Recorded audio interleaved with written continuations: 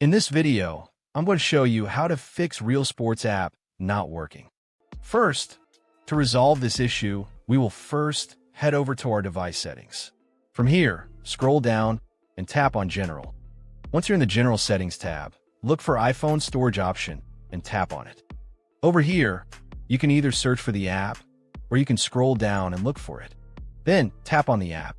On the next screen, you need to tap on the Offload app option. A confirmation pop-up will come up. Now tap on the Offload app option here. It'll take a bit for processing, and then a reinstall button will show up. Simply tap on it to reinstall the app. This should resolve the issue, but if it doesn't, then you need to check if the app is running an older version. Head over to App Store.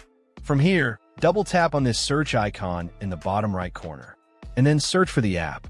Once the app comes up in the search result, and if you see this update button right next to the app, simply tap on it to make sure you're running the latest version of the app. However, if you continue to encounter this issue, then you will need to completely reinstall the app, which usually resolves the problem.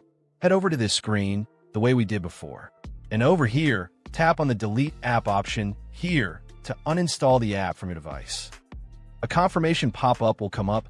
Now tap on the Delete option here. Once uninstalled, open up App Store and search for the app in the search bar.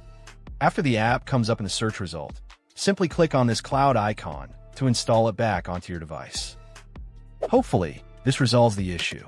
If it does, consider sending a super thanks to support our channel. And also don't forget to hit the subscribe button. We'll see you in the next video.